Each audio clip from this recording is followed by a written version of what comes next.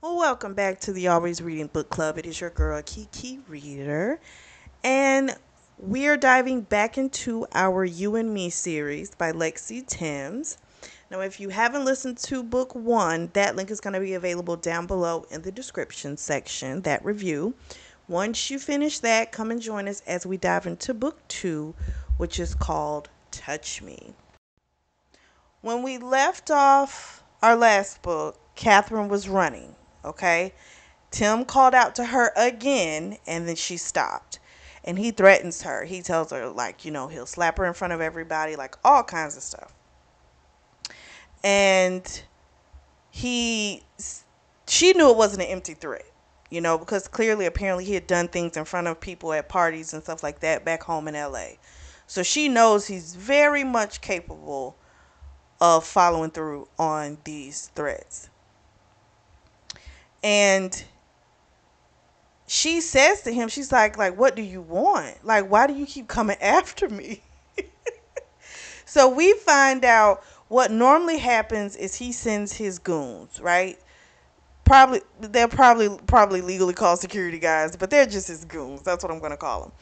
And they're the ones that find her. But this time he came. And I think that's because he really wanted to instill fear, Because two things. If him showing up at that event, he knows she's dealing with Ben, right? So he's looked him up, know this man's this billionaire, owner of a company. He knows all of this. So I think that's why he came to get her. Like, okay, you guys haven't been able to actually get her, but if I go, because this is a problem now, right? If she's getting photographed with somebody else, he's probably still lying to people about why she's not around. You know what I'm saying? So he's like, oh no, I need to go handle that. That's what I'm thinking. I could be wrong, but that's what I'm thinking as I'm reading about this. And so he grabs her arm and she's just thinking in her head she has got to find a way to get away from him. We switch to Ben's POV and he of course is shocked that Catherine is like leaving out with somebody else. So like Will and Rachel are just kind of like, do you know who that is? Like they're just trying to figure out what the hell is going on. So they're thinking it's not a good idea for him to go out there because they're like, you don't know the situation, but he went anyway. So Tim is grabbing, he's grabbed a hold of Catherine. So when Ben comes out, he of course goes out in front, tries to, grab Catherine back. And he's like, she came here with me. She's not leaving with somebody else. You're not just going to take her. He's like, if I got to get security involved, I will. And Tim's like, there's no need for that. He's just as calm. He's like, I'm just coming to get my wife. Of course, Ben is stunned. Catherine doesn't correct him. And Ben is floored. She just says, I'm so sorry. Tim tells her like we're leaving. And that's it. She gets in the car with him. They're leaving. Ben is just there, just stuck. Like, no movement. Like, he has so many emotions coursing through him, so many questions. And he's just at a standstill. Like, literally. Tim and Catherine, they're in the cab. Tim, of course, he's berating her, cursing her out. I mean, just horrible. The taxi driver even looks up. And he says to the taxi driver, this has nothing to do with you. So they get to this hotel. It is, of course, the best hotel in the city because that's what he wants, the best of everything. They have the penthouse suite. The receptionist, she's all nice, of course. He, of course, is super nice to her. So you would never think that this is the same individual, That's when it's really like you really are out there. When you know how to turn it on and off so fast. Oh, my gosh. When they get up to the room, she says to him again, like, why do you do all of this? You know what I'm saying? Like, you don't even want me. He's like, of course I do. Of course I want my wife.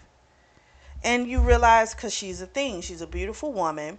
And he is this extremely successful attorney. He's supposed to have the best of everything. So I think, like I was saying earlier, his wife's been gone for 2 years. You can only imagine how he's been trying to cover that, right? Because he's not making it, he's not going to say, like, I'm an asshole. But if he used to do stuff in front of other people, then everyone already fucking knows what he is. So I don't know with that. That's just, I don't know. But that means her friends are trash as well. Because if you saw that behavior, I don't know. I'm not going to say that because, you don't necessarily want to get involved with other people's stuff. So I'm not going to say they're trash because then again, you don't know what excuse was made up to cover it up. So I'm not going to say that. But I think for him, it is about, clearly it's about control.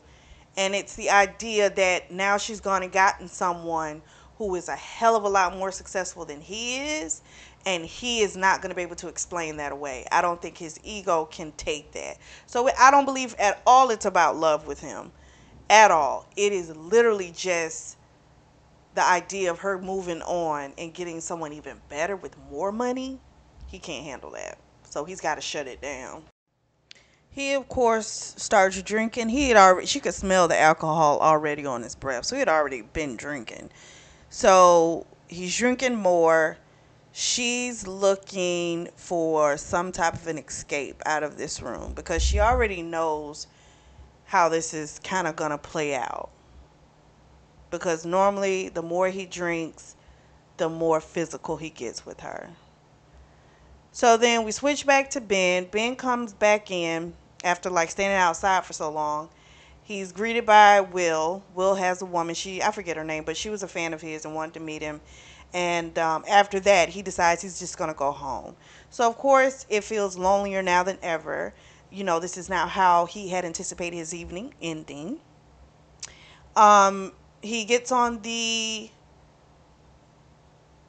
treadmill for a long time, pretty much until his muscles start to strain. And that's when he stops. And of course, he's got all these questions. And, he just wants to talk to her so bad because he really needs and wants more information. Catherine wakes up. Her body's bruised because Tim pushed her against the wall during his different rants. He hit her. He went pretty hard at her. So she's bruised. Her dress is kind of tattered. And so she's in pain. He's asleep. Well, really, we should say he's passed out. So she decides this is the time she needs to try and make a run for it. So she gets to the elevator. She gets downstairs. The receptionist sees her. And, of course, it's like, oh, my gosh, She gets outside. She gets a taxi. The taxi driver's like, oh, my gosh, what's wrong, She's like, I'm fine. She gives him an address to go to. He heads off. So then we find out that Tim had tried to get her address from her. He kept demanding it from her, but she would not give up her address because she knew if she did, he was going to make her leave they were going to leave right then to get her stuff. So she never told him. So unfortunately, though, she paid for it physically. So our boy Ben, he's been drinking. He's in his living room. It's the middle of the night. There's a knock on the door. It's our girl, Catherine. So the address that she gave to the taxi driver was his. And again, he's a safe space. So that makes total sense of why she would want to go there. So he clearly can see that she's been knocked around. She's got bruises already coming up. Tim really did a number on her. And she, of course, is apologizing. He's like, what are you apologizing for? She's like, I'm just so sorry. And he had never seen her so vulnerable. And, of course, it pained him, And he didn't like when she made the comment that, it's okay. It's not as bad. I bruise. No, she said I heal pretty fast. And that, of course, let him know clearly she was used to this type of stuff, and that bothered him.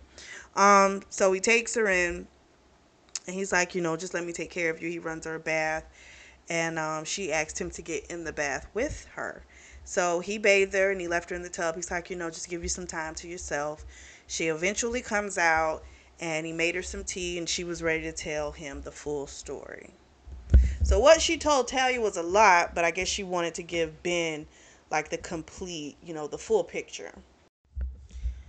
She starts telling the story. They got together 5 years ago. She was a waitress. She was also, I guess, kind of about to do an apprenticeship with the head chef. So she's really into cooking. She's really good at it. And so everyone at the restaurant was like, he's like a complete asshole, but he, of course, was like really nice to her, really sweet to her. And she's, thinking back now and thinking of the red flags, but, you know, some stuff you can see, some stuff you're not going to see until afterwards. So great courtship, they get married, and then slowly he starts to tear her down once they got married. Um, he left his firm. Well, no, I said that wrong. He bought out his firm partner so that he could be in business on his own. And it was a lot of pressure at first. So he had to maintain clientele and also get new clientele. And so it was a lot on him. And so he would bring her to parties. She wound up being more charming than Tim. He didn't like that because he never wanted someone else to be the reason for his success. It always had to be about him. So it started out emotional manipulation, and then it turned into a physical the last year that they were together. And that's when she decided to leave. And the first time that he got really physical with her, no, let me say it, let me go back. This is the first time that he's come to the city to get her. Because remember, I said before, he normally just sends the goons to come and get her. And so Ben's like, because she said she'd been on the run for 2 years, and Ben was like, you left him 2 years ago and he's still coming after you? And he's like, why aren't you divorced? She says, honestly, I'm afraid of him. He's a high powered defense attorney in LA, and I don't know what he would do if I chose to file. You know what I mean? Like what else that would incite. She has lived in 12 cities in the past 2 years. So every few months they find her. And she leaves, she goes to another city. And he's just floored. But he's also trying to figure out this puzzle. Like, why does this man keep coming after her? Because it doesn't make sense. I'm thinking it's got to be something else. Like, I don't know what, but it's got to be something. Because it's not love. We know that. So she winds up falling asleep. He falls asleep as well because, it has been a very tiring night. She wakes up because she's having a nightmare. It's about Tim. Ben wakes up as well. Catherine tells him, she wants to go home, decompress. He's like, do you think that's a good idea? Like I'm quite sure he knows where you live if he's in this city.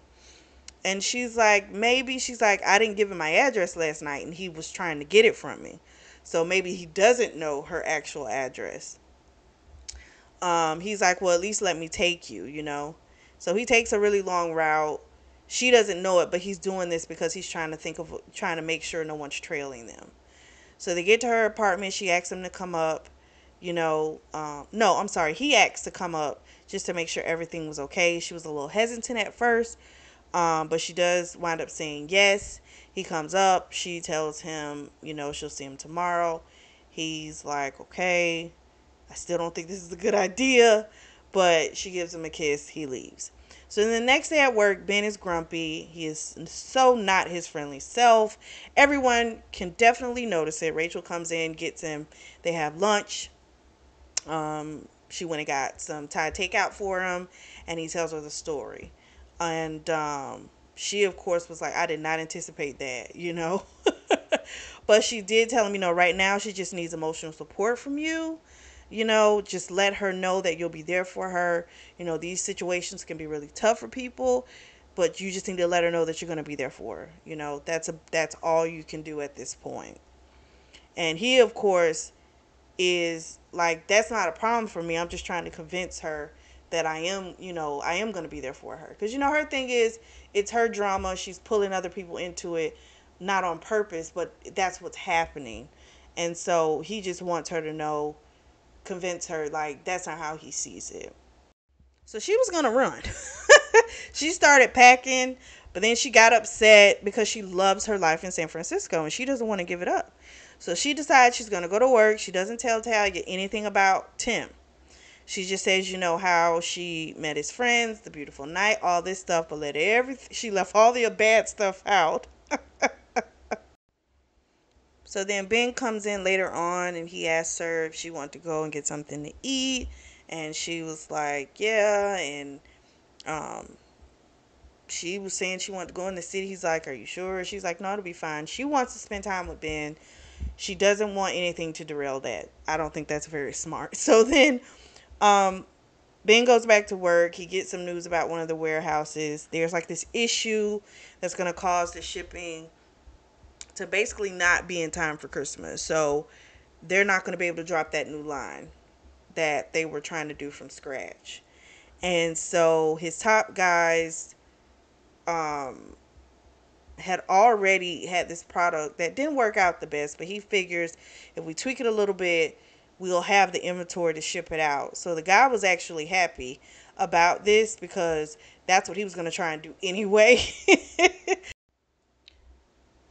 So that evening, he's going to take Catherine to a new Korean barbecue spot that a friend of his told him about.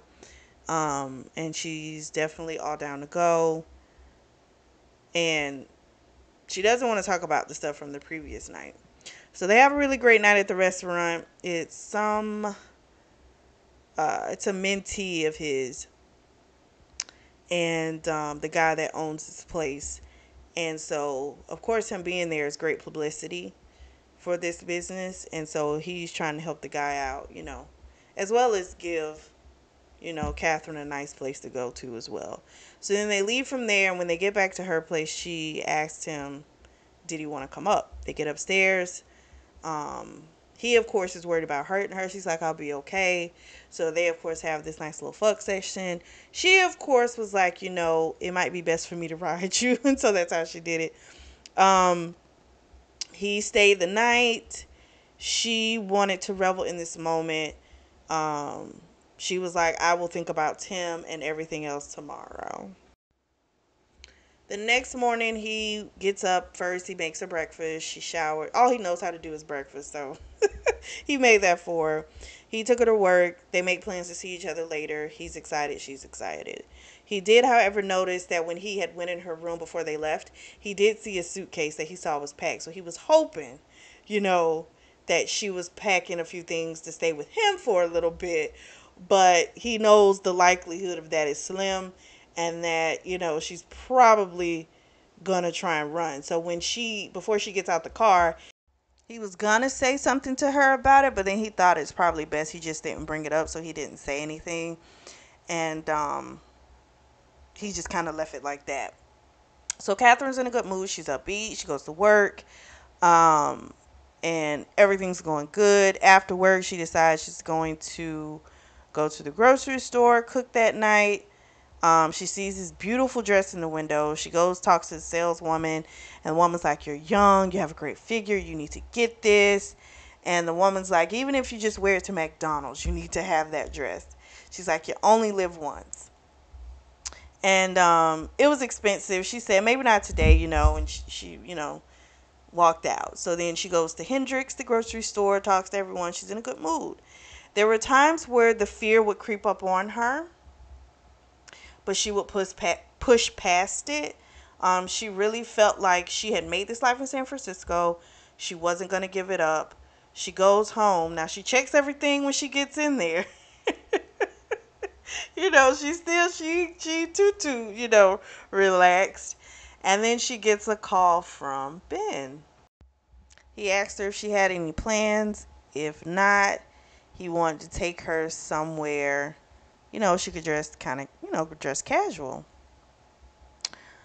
Before he made that phone call to Catherine, let me remember, he Googled him. And he calls his friend Gabrielle, who's a lawyer. He lives in Chicago. He tells Gabrielle a little bit about the situation, and Gabrielle was like, pretty much like, if she's not willing to testify or if she doesn't go to police, like, there's got to be some type of physical proof, you know? It's going to be pretty difficult to prove without it. And if the guy's a defense attorney, I'm quite sure he has judges in his pocket, you know, and that's probably why she hasn't gone to get help anyway. He's like, you know, honestly, these things do not normally turn out too good, you know? And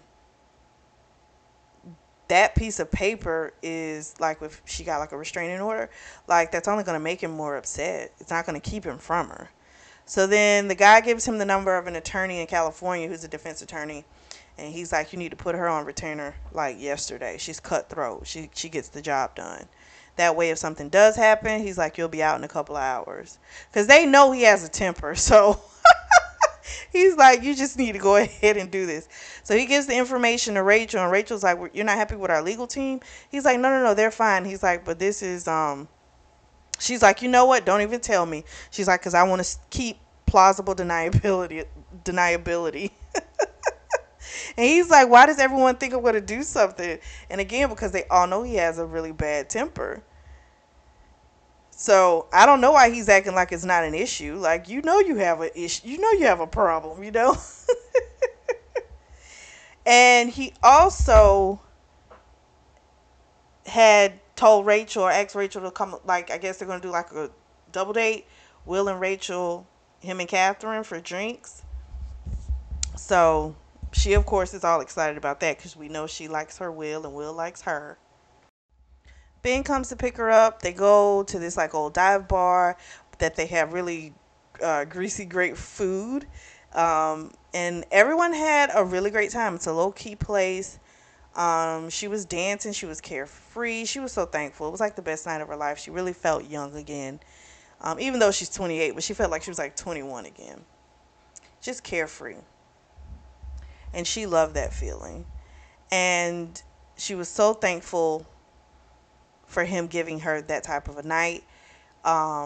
They're headed towards Will's place. Will and Rachel are all like snuggled up together in the back, so that's looking real promising.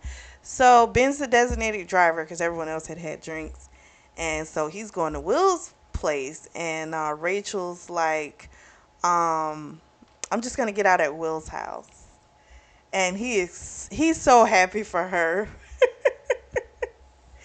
And they get out, they leave, and then him and Catherine start making out. It got really hot and heavy. He's, you know, she's ready to like go at it right then. He's like, let's get back to the house, you know, because she's a little buzzed. And she's like, oh, I'm so sorry. I don't know what came over me. He's like, you don't have to be apologetic, you know. He's like, I'm just trying to get you back to the house. She thanked him for the night. He's like, you're welcome. He's like, you notice you didn't even look over your shoulder once. And I think it's because she was with people that, you know, she felt safe with. It was a safe environment for her, you know, so she didn't feel the need to like look and see what's looming around the corner. They get to his place. They're all over each other. He asks her, you know, are you sure you don't want to go slow? She's like, absolutely not. Um, she has him put on like some slow music so she can dance again for him. And then they of course have this nice hard fuck, but it wasn't hard enough for her because she kept yelling at him. She was like, fuck me. But she knows he's holding back. He's afraid to hurt her, and she's like, I don't want you to hold back. I'm not fragile. She's like, I can take it, you know. And he was like, just give me 5 minutes and I'll give you exactly what you asked for. So then Monday comes. They had a great weekend. He talks to Rachel about how it went with Will. She's being, you know, really coy. All she says is she had a really great time. She's supposed to see him again on Friday. And she even realizes that with Will, it's just a matter of timing. You know, sometimes the time is, you know, is kind of off, and this is just the right time for them. Rachel also tells Ben, you know, listen, you need to, you know, just be understanding with her. Understand that she has a lot of baggage. You know, I know you're falling for her, but be patient. and just kind of be more understanding. You know, I don't think you would hurt her intentionally, but this girl, she does have a lot of baggage. You know, she's like, I'm not telling you not to see her. I'm not saying anything like that. I'm just telling you to be careful. Just proceed with caution. And he understood. Um, and I think any good friend would tell you that. This is a lot of shit that this woman got going on. I don't think she's a bad person at all, but unfortunately she's got a lot of shit, you know. This ex-husband doing all this stuff, that's a lot. So she's, to me, she's a good friend. She's being honest with him. She knows he's crazy about her, you know, but she's being honest with him and saying, "Hey, listen, just make sure you're being careful, you know, because you don't want to do anything to inadvertently hurt her, you know, so just be careful." So then he, of course, was wanting some coffee and donuts. It's like around that close to 2 o'clock time. And so he's going to go and get some for him and Rachel. So then we switch back to Catherine. She's at work. It's busy as hell. She forgot to even take a lunch. So she was just in a pure busy mode. And Talia was like, listen, it's slow right now. Before we get that next rush at 2, go ahead, take your break and get something to eat. So she's in the back. She's getting ready to take a bite of her biscotti. And all of a sudden, she feels that fear. And she hears Tim's voice. He's yelling at Talia. I know she's here. Bitch, bring her out now. I'm not leaving here without her. She thought about running. And then she was like, I'm not going to do that to Talia. You know? So she goes in there and he's like, get your shit, we're leaving now. And she's like, no, I'm not going with you. He gets infuriated. Talia tells him to leave. Customers are telling him to leave. One little old lady even stood up to him, you know. It was like, she doesn't want to go with you, but he came at the old lady and she jumped in front of the old lady so he wouldn't hurt her. And she, of course, wasn't trying to let somebody else get hurt because of her. So she tells him, I'm not going. She threatened to call the police. He was like, you know nothing's going to happen with that. I'm like, damn, he's so smug with it, you know, because he knows he's going to get away with it. So she's like, listen, I have customers. We'll talk about this when I'm done. And he didn't believe her. He was like, you know, nah, you're coming with me now. She's like, no. She's still saying no. He starts coming behind the counter. Talia's trying to fight him off. She's trying to pull, he's trying to pull Catherine, so she's getting pulled in two different directions. It's just a whole fucked up scene. Ben comes in, hears all this commotion. It's coming from behind the counter. He grabs Tim. They start fighting. Tim's bigger than Ben, but Ben got a couple licks.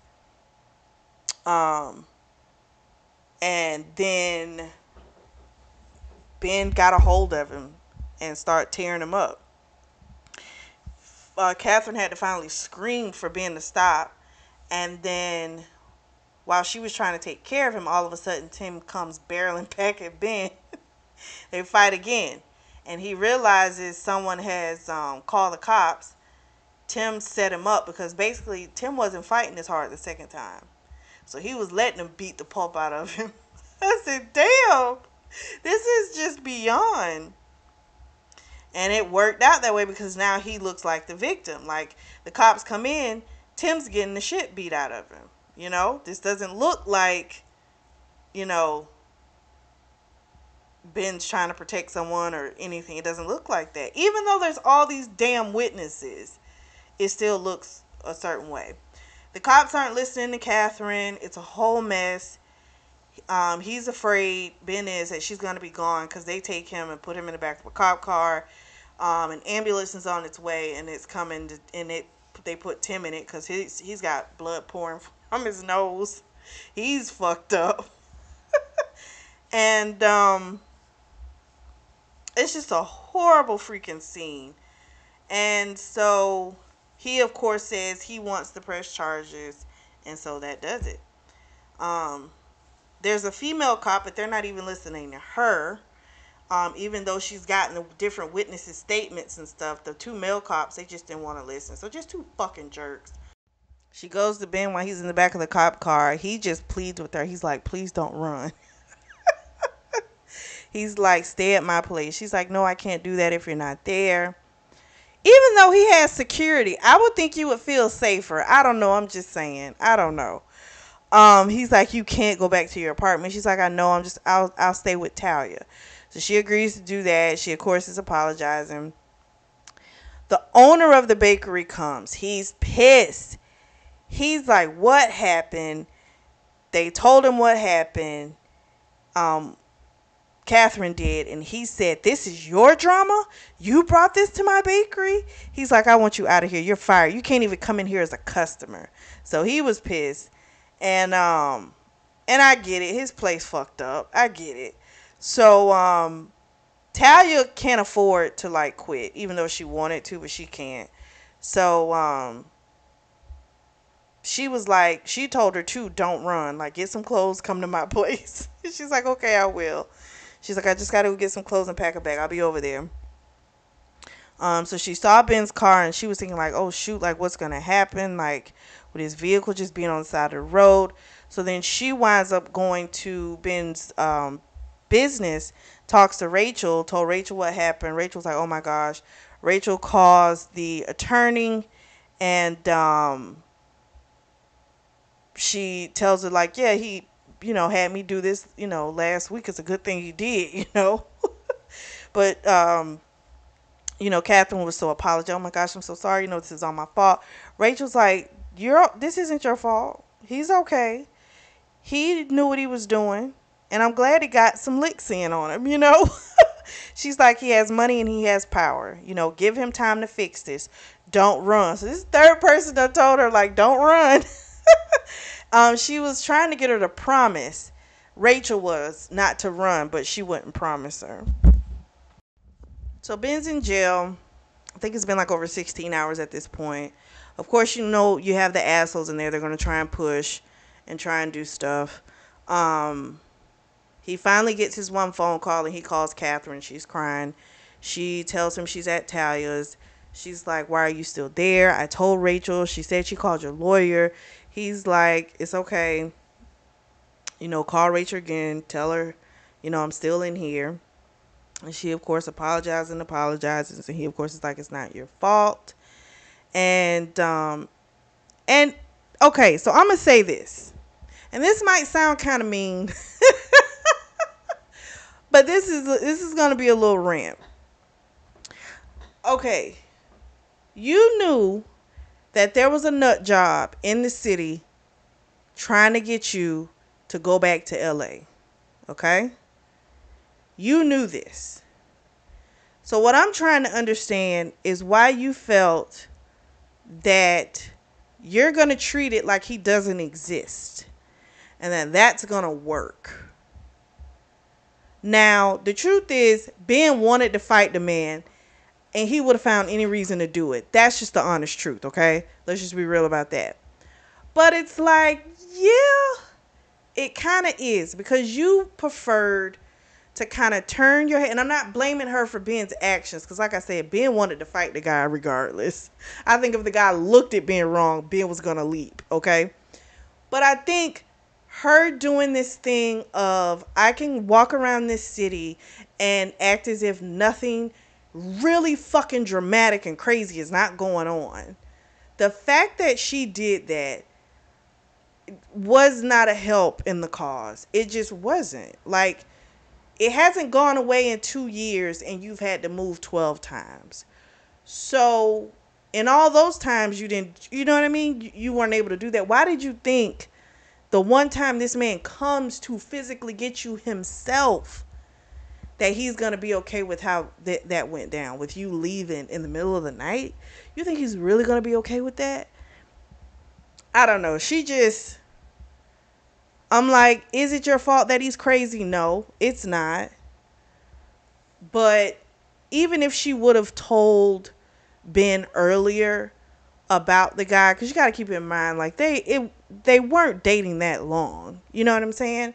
So he was smitten with her from off rip. So he wasn't going to run away no matter when she told him. So I don't think, I mean, what really could have changed? The guy was still going to pop up at the event, well, no, that's not necessarily true. Because if he had have actually known what was happening, he definitely wouldn't have let her go with him, right? He wouldn't have felt like I don't have a fucking claim because, and I hate saying that when we're talking about people, but I think he felt more so like, I didn't even know you're married. Like, I don't even know what's really going on.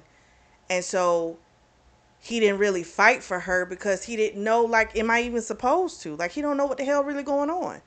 So I guess in that regard, yeah, it could have maybe helped a little bit, but this guy is a whack job. Like, he is determined to, like, destroy this girl.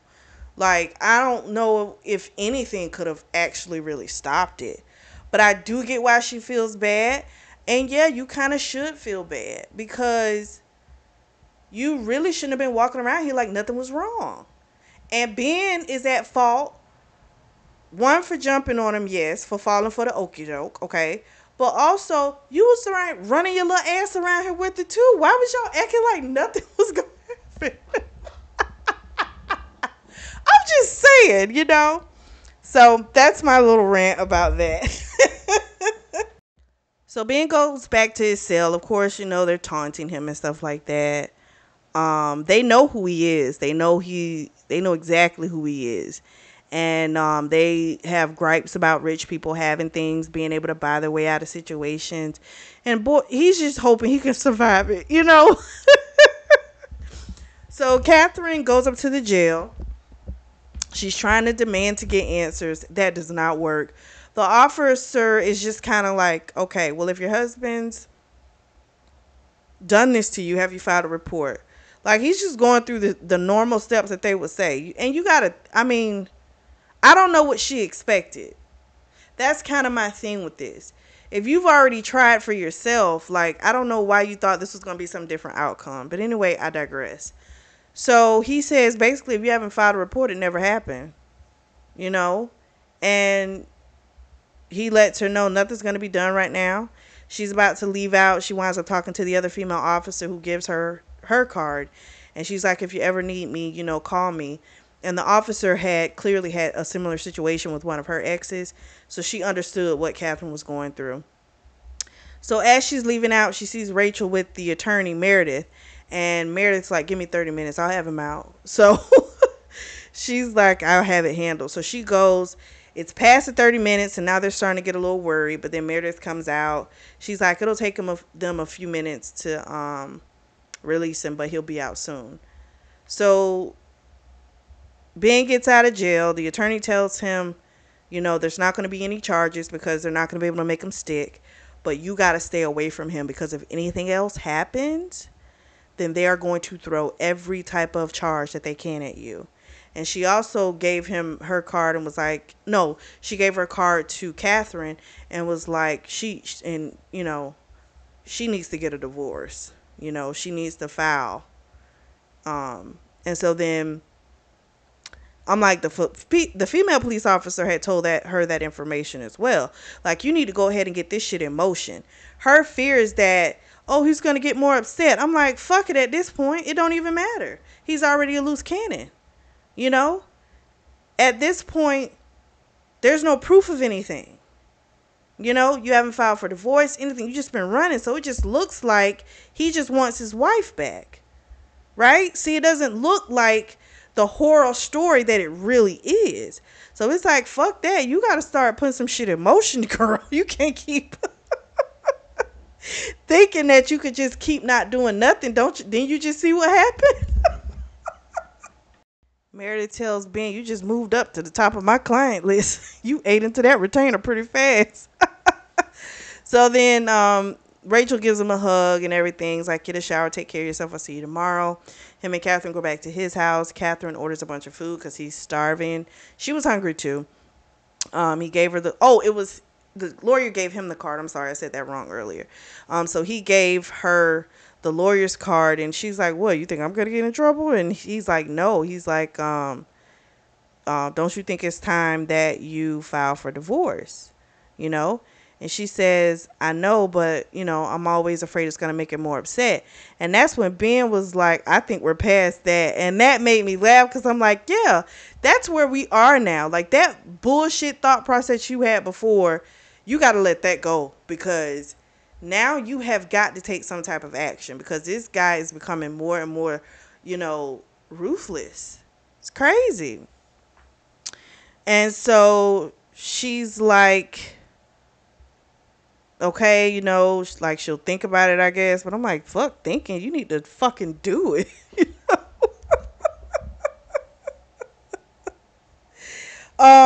He of course was like, apologizing that he lost his cool. He's like, I won't do that again. And she of course is thinking of, this is how this could affect him. And she doesn't want anything bad to happen to him, so it's really hard for her to reconcile that. um but he was like, just give him the opportunity to prove and show that everything's going to be okay. So 2 weeks later, she is staying with Ben pretty much damn near every night. She really hasn't stayed in that apartment. They're on their way to the lawyers to like sign the paperwork for her to actually put in to file for divorce. And the lawyer Meredith was like, you need to you need to put in for alimony as well. She was like, she didn't want anything from him, but Meredith was like, everything that you've been through, like, oh, what's her name? Laura. I don't know. The woman's name was either Meredith or Laura, the attorney. I can't remember. Um, she's like, you deserve to hit him where it hurts. So she reluctantly agreed. And again, the attorney saying the same thing. He's already mad. He's already pissed off. Like, there's really not much more that you can do. So the attorney was like, if he contests the divorce, then there will be mediation. Well, she didn't want to have to see him again. That's what she's been trying to avoid. But it's like, that's what you're going to have to do. Like, that's just what it is. So she is feeling the burden lift some. It's not completely gone, but she at least feels like, okay, she's going in the right directions. She's still very vigilant, she's still very watchful. And then we get a little snippet from Tim. And he has been watching her. He is not in LA. She had been calling his cell phone, calling his business as well in LA, calling the office to see if he was there. So she thought that he was back there because he was answering the phone. Well, you can like have stuff forwarded to your cell phone. And so it gave her a false sense of security. Dude he never left San Francisco. He's been watching her, and he promises to make sure that she learns what true suffering is for leaving him. Because he's like, everyone's going to think I'm weak if I allow her just to leave and go be in someone else's bed. So he's like got a hell of a plan for her. And that's how the book ends. Oh my gosh. So the next and the last book in the series is called Kiss Me. And we will dive into that next week. What did you all think? I probably had a couple of rants in this video. Because she was upsetting me.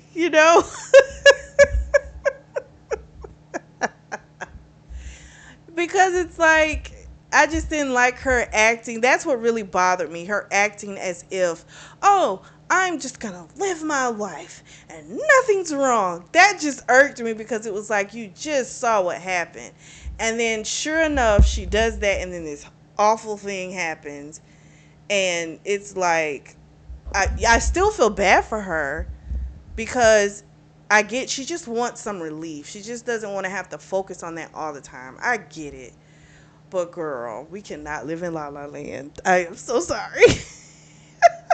And Ben ass either. He pissed me off too. So, but it was so good though. It was so good. This would make an amazing freaking movie. Oh my gosh. What did you guys think? Let me know. Drop down in the comment section and let me know. If you are in the market for a beautiful notebook or journal, I will have a link available down below in the description section to where you can purchase those. Make sure you like and subscribe. And as always, I truly do thank you all for your support and thank you for tuning in to the Always Reading Book Club.